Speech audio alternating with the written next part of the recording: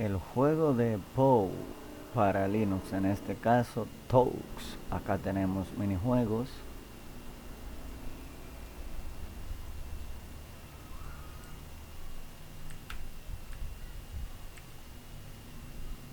Duerme, despierta, se hace caca y como es un pingüino, come pescado.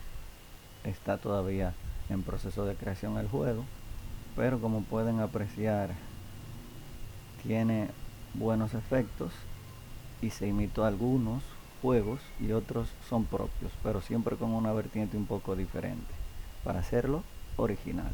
Corre bajo Linux y cualquier Raspberry Pi lo puede correr. ¿Cómo lo ven? Suscríbanse si les gustó el video.